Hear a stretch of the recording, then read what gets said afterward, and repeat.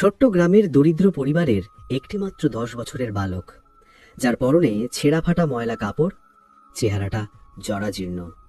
সেই ছেলেটি হঠাৎ একদিন কাউকে কিছু না বলে, কাউকে কিছু না জানিয়ে নিঃশব্দে বাড়ি ছেড়ে পালিয়ে যায়। তার পরিবার তাকে তন্ন তন্ন করে খুঁজতে থাকে দিনের পর দিন, কিন্তু তার কোনো খোঁজই মেলে না। এভাবেই কয়েক বছর গড়িয়ে যায় এবং পরিবার এক কঠিন সত্য মেনে নেয় যে তাদের প্রিয় সন্তান হয়তো আর এই পৃথিবীতে বেঁচে নেই। কিন্তু দর্শকবৃন্দ, এই গল্প এখানেই শেষ হয়ে যায় না, বরং এটি একটি নতুন মোড় নেয়। 2 দশকেরও বেশি দীর্ঘ সময় পর সেই ছেলে অপ্রত্যাশিতভাবে ফিরে আসে। কিন্তু এবার সে আর সেই অসহায় গরিব বালকটি নয়। সে এখন এক সফল কোটিপতি, যার সঙ্গে রয়েছে দামি গাড়ির এক বিশাল কাফেলা, বডিগার্ডের সুসজ্জিত দল এবং সে নিজে সজ্জিত একটি ঝকঝকে স্যুটে। তার এই রাজকীয় প্রত্যাবর্তন গ্রামে যেন এক বিশাল ঝড় তুলে দেয় এবং তার বাবা মায়ের চোখে অবিশ্বাস, বিস্ময় আর আনন্দের অশ্রু একসঙ্গে ঝরে পড়ে। কিন্তু দর্শকবৃন্দ, এই অবিশ্বাস্য এবং অসাধারণ পরিবর্তনের পিছনে ঠিক কী রহস্য লুকিয়ে আছে? কেন সেদিন সে এত ছোট বয়সে বাড়ি ছেড়েছিল? এবং সবচেয়ে বড় প্রশ্ন, কিভাবে সে গরিবী থেকে এমন বিপুল সম্পদের শিখরে পৌঁছল? চলুন এই ভিডিওতে আমরা জেনে নেব এই অবিশ্বাস্য গল্পের পুরো সত্যতা। দর্শকবৃন্দ, এটি আসলে সুন্দরবনের একটি প্রত্যন্ত গ্রামের হৃদয়স্পর্শী ঘটনা। ছোট্ট একটি গ্রাম, গ্রামের প্রতিটি ইট, প্রতিটি পথ যেন দারিদ্র্যের সাক্ষী। গ্রামের প্রান্তে ধুলোমাটিকার কাঁচা রাস্তার পাশে একটি খড়ের ঘরে বাস করত এক ছোট্ট পরিবার। বাবা, মা আর এক 10 বছরের ছেলে, আবির। আবিরের গায়ে ছিল ছেঁড়া জামা, পায়ে জুতো নেই, কিন্তু চোখে ছিল এক অদ্ভুত দীপ্তি, যেন পৃথিবীর সমস্ত দারিদ্র্য তার স্বপ্নের সামনে মাথা নত করে। তার মা ছিলেন দুর্বল, দীর্ঘদিন অসুস্থ, শরীর ক্রমশ শুকিয়ে যাচ্ছিল। গ্রামের ডাক্তাররাও বলেছিলেন যে এই রোগ এখানে ভালো হবে না, শহরে নিয়ে গিয়ে অপারেশন করতে হবে। কিন্তু অপারেশন মানেই টাকা। তাদের কাছে জমি বলতে যা ছিল তা মাত্র অর্ধ বিঘা, জীবিকার একমাত্র ভরসা। অবশেষে আবিরের বাবা বাধ্য হয়ে গ্রামের ধনী জমিদার বিজয় লালের কাছ থেকে 1 লক্ষ টাকা ধার নেন। আমি ফেরত দেব বাবু, কাঁপা গলায় বলেছিলেন আবিরের বাবা। বিজয়লাল ঠোঁটে কৌতুকের হাসি টেনে বলেছিল, ঠিক আছে, কিন্তু সময় মতো না দিলে এই জমিটা আমার। সেই কথায় একদিন কঠিন সত্য হয়ে দাঁড়ায়। অপারেশন শেষ হলেও আবিরের মা সুস্থ হতে পারেননি পুরোপুরি। টাকার অভাবে ঋণ শোধ করা যায়নি। একদিন বিকেলে জমিদার হঠাৎ তাদের দরজায় এসে চিৎকার শুরু করে দিল, ঋণের টাকা দেবে না, আবার আমার জমিতে চাষ করবে। সে সবার সামনে অপমান করে, গালাগাল দেয় এবং শেষমেশ আবিরের পরিবারের সেই সামান্য জমিটাও নিজের নামে লিখিয়ে নেয়। সন্ধে নামছিল, চারপাশে নিস্তব্ধতা। আবির দেখল তার বাবা মাকে, তারা নিঃশব্দে বসে আছে, চোখের কোণে জল। মা বলছিলেন, এই জমিটুকু ছাড়া বাঁচব কেমন করে? কোথা থেকে টাকা আসবে? বাবা বললেন, উপরওয়ালা জানে কি হবে। আবির চুপচাপ শুনছিল, কিন্তু তার ভেতরে কিছু একটা জ্বলে উঠেছিল, ক্ষোভ, দুঃখ আর এক অদ্ভুত দৃঢ়তা। সেই রাতে সে ঘুমোয়নি। আকাশে চাঁদ উঠেছিল, কিন্তু তার মনে যেন ঝড় বইছিল। হয়তো তখনই সে সিদ্ধান্ত নিয়েছিল কিছু একটা করবে, কিছু বড় কিছু। ভোরের আলো ফুটতেই আবির সেই ছেঁড়া জামা গায়ে দিয়ে কারো কিছু না বলে নিঃশব্দে বাড়ি থেকে বেরিয়ে পড়ে। তার চোখে জল ছিল না, শুধু একটাই প্রতিজ্ঞা, আমি একদিন ফিরবো বাবা, তোমার সেই জমিটা আমি ফিরিয়ে আনবো, যে জমি আমাদের সম্মান কেড়ে নিয়েছে। সেই ভোরবেলায় সূর্য উঠছিল ধীরে ধীরে। গ্রাম জুড়ে তখনও শিশিরের ঘ্রাণ, কুকুরের ডাক, দূরে গরুর ঘণ্টা আর পাখির ডাকে নতুন দিন শুরু হচ্ছিল। কিন্তু আবিরের জীবনে শুরু হচ্ছিল এক সম্পূর্ণ অজানা অধ্যায়। ছোট্ট একটা কাপড়ের থলেতে সে মায়ের দেওয়া একটা পুরনো লাল গামছা আর আধখানা শুকনো রুটি বেঁধে নিল। তারপর নিঃশব্দে বেরিয়ে পড়ল। পিছনে ফিরে একবার তাকালো, মাটির ঘরটা যেন তাকে ডাকছিল, ফিরে আয় আবির। কিন্তু আবিরের চোখে ছিল এক অদ্ভুত দৃঢ়তা। সে জানে এখন ফিরলে সব শেষ। সে হেঁটে চলল, গ্রামের রাস্তা পেরিয়ে, নদীর ঘাট পার হয়ে। ঘন্টার পর ঘন্টা হেঁটে অবশেষে সে পৌঁছল রেলওয়ে স্টেশনে। ছোট্ট স্টেশনটা ছিল নির্জন। 2-1 কুলি, কিছু যাত্রী আর দূরে চায়ের দোকান থেকে ভেসে আসা গরম ধোঁয়া। আবির এক কোণে বসে পড়ল। তার খিদে লাগছিল, তবুও সে রুটি খায়নি। মনে হচ্ছিল এটা শেষ খাবার হতে পারে। ঠিক তখনই একটা দূরপাল্লার ট্রেন হুইসেল বাজিয়ে প্ল্যাটফর্মে ঢুকল। মানুষ ছুটছে, ট্রেন থামছে, আবার চলবে। কেউ তাকে লক্ষ্য করছে না। আবিরের মনে হলো এটাই সুযোগ। সে ধীরে ধীরে উঠে দাঁড়ালো, চারিদিকে তাকালো, তারপর এক ঝটকায় ট্রেনের একটা কামরায় উঠে বসে পড়ল। ট্রেনটা ধীরে ধীরে গতি বাড়ালো। আর গ্রামের দৃশ্যগুলো এক এক করে মিলিয়ে গেল। আবির তখন জানতো না সে কোথায় যাচ্ছে, শুধু জানতো এই ট্রেন হয়তো তার ভাগ্যের গন্তব্যে নিয়ে যাচ্ছে। কয়েক ঘন্টা কেটে গেছে। ট্রেন থেমে গেল একটা বড় স্টেশনে। বোর্ডে লেখা সেকেন্দ্রাবাদ, হায়দ্রাবাদের ব্যস্ত শহর। আবিরের মনে হলো যেন সে অন্য দুনিয়ায় এসে পড়েছে। এত লোক, এত আলো, এত শব্দ। তার গ্রামে এমন কিছু সে কখনো দেখেনি। স্টেশন থেকে বেরোতেই পেটের মধ্যে এক অদ্ভুত খালি লাগলো। খিদে যেন বুকের ভেতর আগুন ধরিয়ে দিল। সে একটু দূরে গেল, দেখলো রাস্তার ধারে একটা ছোট্ট ধাবা। লোকেরা ভাত, তরকারি, চা খাচ্ছে। আবির দাঁড়িয়ে দেখছে, চোখে শুধু আকুলতা। সেই ধাবার পাশে কয়েকটা গাড়ি দাঁড়িয়ে আছে। একটি গাড়ির ভেতরে একজন ফোনে কথা বলছে। আবির সাহস করে এগিয়ে গেল। গাড়ির ভেতরে থাকা সদয় চেহারা লোককে বলল, ভাই সাহেব, আমার খুব খিদে পেয়েছে, আমি কাজ করব, আপনি শুধু আমাকে খেতে দিন। লোকটি অবাক হয়ে তার দিকে তাকালো। তুমি এত ছোট, কোথা থেকে এসেছ? আবির চুপ, মাথা নিচু করে বলল, আমার বাড়ি অনেক দূরে, আমি শুধু একটু কাজ চাই। লোকটি কিছুক্ষণ চুপ রইল, তারপর মৃদু হাসল। তুমি চাইলে ধাবার মালিকের কাছে যাও, ওর কাছে হয়তো কিছু কাজ থাকতে পারে। আবির ধাবার মালিকের কাছে গিয়ে প্রায় কেঁদে ফেলল। বাবু, আমি শুধু খাবার চাই, আমি ঝাড় দেব, থালা মাজবো, পানি আনবো, সব করব। ধাবার মালিকের মন নরম হয়ে গেল। সে বলল, ঠিক আছে ছেলে, আমার নাম অপূর্ব, আজ থেকে তুমি এখানে কাজ করবে। আমি তোমাকে খাবার দেব, কিন্তু টাকা দিতে পারবো না, ঠিক আছে? আবির মাথা নাড়ল। ঠিক আছে বাবু। এইভাবেই শুরু হলো আবিরের নতুন জীবন, এক প্লেট খাবারের বিনিময়ে কাজ করা জীবন। দিন যায়, সপ্তাহ যায়। আবির ধাবার সমস্ত কাজ রপ্ত করে ফেলল। ভোরে উঠে পানি আনে, থালা মাজে, ঝাড় দেয়, অতিথিদের পানি দেয়, চা পরিবেশন করে। অপূর্ব তাকে খুব ভালোবাসত। এই ছেলেটা অন্যরকম, সে প্রায়ই বলতো।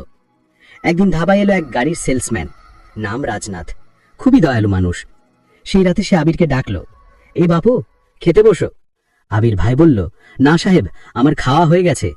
রাজনাথ হেসে বলল, চলো, আমি ডাকছি মানে ডাকছি, বসো।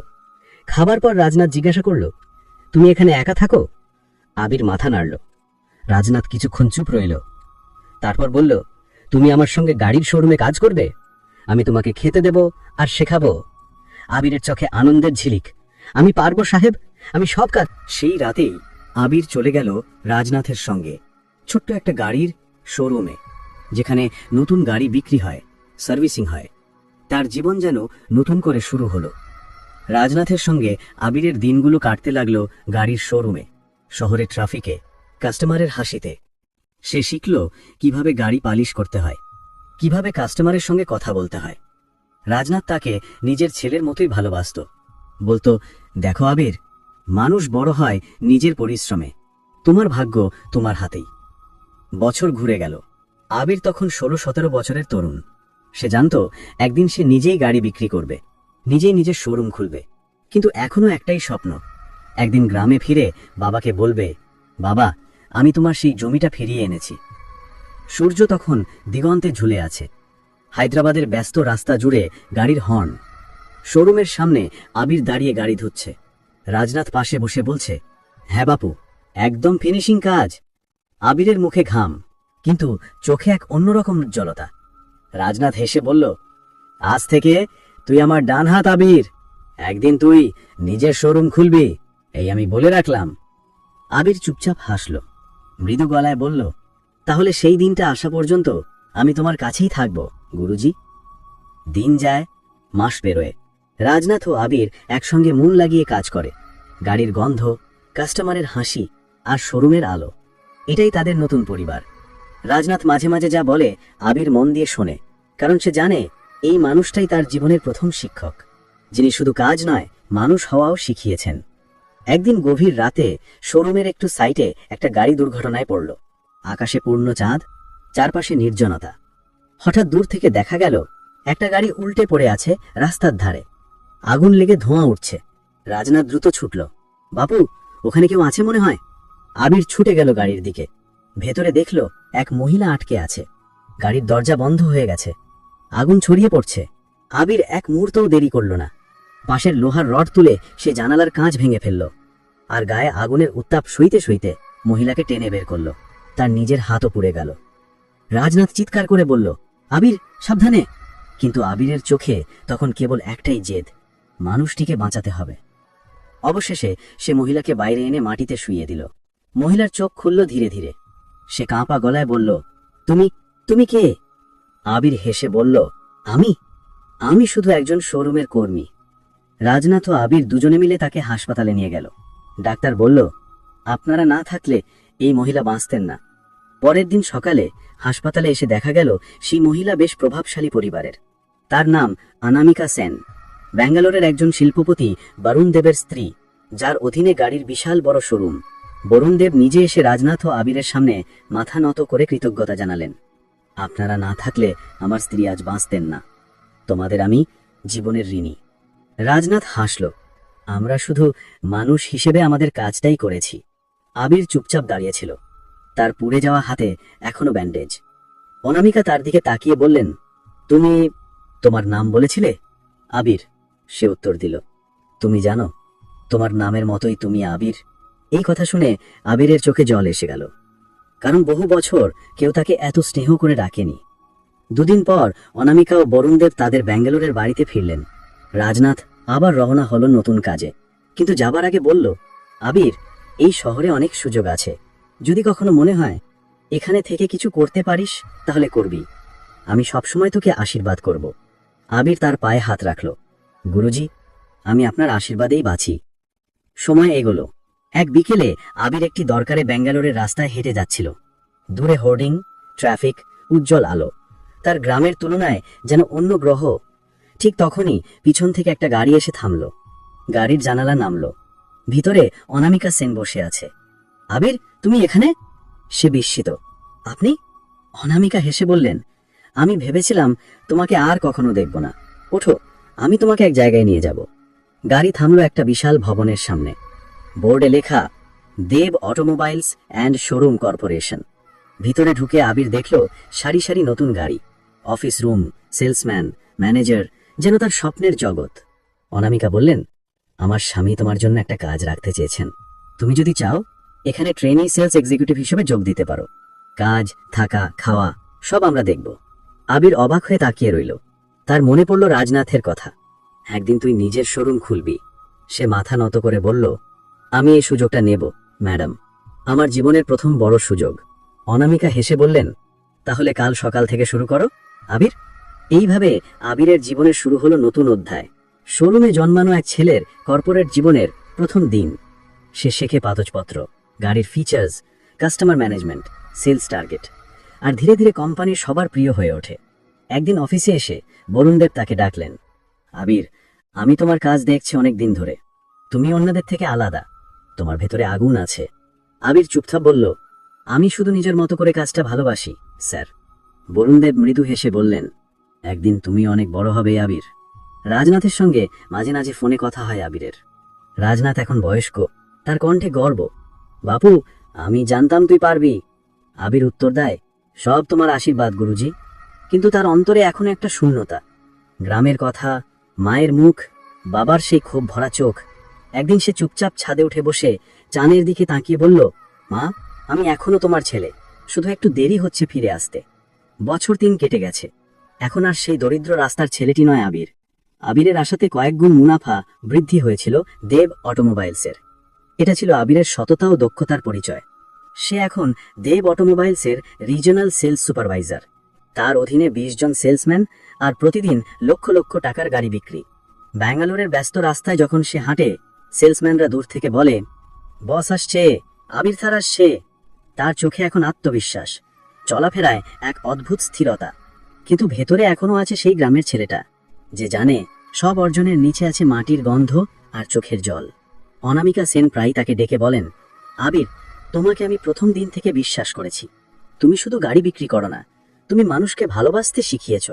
বরুণ দেব তাকে বলেছিলেন, আমি একদিন তোমাকে পার্টনার করব আবির, তুমি এই কোম্পানির ভবিষ্যৎ। সেই কথাগুলো আবিরের হৃদয়ে খোদাই করে গেছিল। সে দিনরাত পরিশ্রম করত, চুক্তি, মার্কেটিং, ক্লায়েন্ট, হিসেব সবকিছুতে নিখুঁত শৃঙ্খলা। কিন্তু সাফল্যের আলো যত উজ্জ্বল হয়, তার ছায়াটাও তত গভীর হয়। কোম্পানিতে ছিল এক সিনিয়র ম্যানেজার, দীপ, যে শুরু থেকেই আবিরকে পছন্দ করত না। তার অহংকারে কাঁপত সবাই, কিন্তু আবির ভয় পেত না। একদিন দীপ অফিসে বসে বলল, তুমি না বেশি উজ্জ্বল হয়ে যাচ্ছ আবির, তোমার আলো আমার চোখে লাগে। আবির বিনীতভাবে উত্তর দিল, স্যার, আমি কারোর আলো কমাতে চাই না, শুধু নিজের কাজটাই করতে চাই। দীপ মুচকি হেসে বলল, দেখা যাবে কার কাজ কারে কোথায় নিয়ে যায়। সেই দিনই শুরু হয়েছিল ফাঁদ পাতা। এক সকালে অফিসে হঠাৎ বিশৃঙ্খলা। বরুণ দেব রাগে কাঁপছেন, কারণ সেলস রুম থেকে 2 লাখ টাকা চুরি হয়েছে। আবির, তুমি জানো সেলস রুম থেকে 2 লাখ টাকা কে নিয়েছে? আবির হতভম্ব, স্যার, আমি তো ঠিক বুঝতে পারছি না কে নিয়েছে। বরুণ টেবিলের উপর পা তুলে বলে উঠল, টাকা কে নিয়েছে আমি জানি, কে আর আবির? এবং হাসান সাক্ষী দিল, হ্যাঁ স্যার, আবির টাকা চুরি করেছে, ও সিসিটিভি ফুটেজ গায়েব করে দিয়েছে। আসলে এটা ছিল বরুণের প্ল্যান। আগে থেকে আসানের সাথে চুক্তি করে এই প্ল্যান করেছে। আবিরের পক্ষে কোনো প্রমাণ না থাকায় আবির পুরো সবার সামনে অপমানিত হতে হলো। আবিরের বুকের ভেতর ধাক্কা। সে কাঁপা গলায় বলল, না স্যার, আমি কখনো। কিন্তু কেউ শুনছে না। অনামিকাও হতভম্ব। আবির, তুমি কি সত্যিই এমন কিছু করেছো? সে চোখে জল নিয়ে বলল, ম্যাডাম, আমি জীবনে কারোর সঙ্গে প্রতারণা করিনি, বিশ্বাস করুন। কিন্তু প্রমাণ তার বিপক্ষে। দীপ পিছনে দাঁড়িয়ে ঠোঁটে এক ফোঁটা হাসি টেনে বলল, স্যার, আমি বলেছিলাম এই ছেলেটা বিশ্বাসযোগ্য নয়। কোম্পানির সিদ্ধান্ত হলো আবিরকে সাসপেন্ড করা হবে। সেই দিন সন্ধ্যায় অফিসের গেটের সামনে দাঁড়িয়েছিল আবির। বৃষ্টির মধ্যে কাগজ ভিজে যাচ্ছে, চোখে জল নামছে না, শুধু বুকের ভেতর কাঁপন। যে জীবন সে গড়েছিল নিজের হাতে, সেই জীবন আজ মুঠো থেকে বালির মতো ঝরে গেল। পরের দিন আবির তার ঘর ছেড়ে চলে গেল। তার কাছে তখন শুধু একটা ব্যাগ, কিছু পোশাক আর রাজনাথের দেওয়া পুরনো ঘড়িটা। সে একা বসেছিল ব্যাঙ্গালোরের একটি রাস্তায়। রাতের আলোয় চাঁদের দিকে তাকিয়ে বলল, আমি কি সত্যিই দোষী? চাঁদের আলো যেন উত্তর দিল, না, কিন্তু তবুও তোকে প্রমাণ করতে হবে। কয়েকদিন সে রাস্তায় ঘুরল, ঢাবায় খেয়ে, ফুটপাতে ঘুমিয়ে। রাজনাথকে ফোন করেছিল, কিন্তু তার গুরুজি তখন অসুস্থ, ফোন তুলতে পারেননি। তবুও আবির হাল ছাড়ল না। সে খুঁজে বের করতে লাগলো কোথায় ভুল হলো, কে ফাঁদ পেতেছিল। একদিন সে হঠাৎ এক পুরনো সেলসম্যান আসানকে খুঁজে পেল এক ঢাবায়। আসান ভাই, তুমি আমার পক্ষে কেন মিথ্যে সাক্ষী দিলে? আসান চুপ। কিছুক্ষণ পর মাথা নিচু করে বলল, দীপ আমাকে টাকা দিয়েছিল, বলেছিল তোর নামে বললে চাকরির প্রমোশন করবে। আসলে এটা ছিল বরুণের ফাঁদ। পরে তার চাকরির কোনো প্রমোশন হয়নি। ভিতরে ভিতরে আসানের বরুণের প্রতি ক্রোধ জন্ম হয়েছিল। আসানি ঘটনা মালিককে বলতে পারেনি, কারণ সে যদি সত্য কথাটা বলে দেয় তাহলে তার চাকরিটাও ছেড়ে যাবে। এই ভয়ে সে কিছু বলতে পারেনি। আবিরের চোখ লাল হয়ে উঠল। তাহলে সবটা সাজানো ছিল। আসান মাথা নাড়ল, হ্যাঁ ভাই, আমি ভুল করেছি, আমি যা করেছি সেটা পাপ। পরের দিন ভোরে আবির ফিরে গেল দেব অটোমোবাইলসের গেটে। সোজা অনামিকা সেনের অফিসে ঢুকে বলল, ম্যাডাম, আমাকে একবার শোনার সুযোগ দিন। অনামিকা তাকিয়ে রইলেন, তার চোখে ক্লান্তি কিন্তু সত্যের ঝলক। বলো আবির, তোমার কাছে প্রমাণ আছে? আবির রেকর্ডিং বাজালো, আসানের স্বীকারোক্তি। অনামিকা শুনে চুপ। তারপর বললেন, এই রেকর্ডিংটা আমি বরুণের কাছে পাঠাবো। তুমি সত্যিই নির্দোষ হলে তোমার সম্মান ফিরিয়ে দেব আমি। সেই রাতে বরুণ দেব নিজে দীপকে ডেকে পাঠালেন। দীপ, তুমি আবিরকে ফাঁসিয়েছিলে, তাই না? দীপ কিছু বলার আগেই রেকর্ডিং বাজানো হলো। সব পরিষ্কার।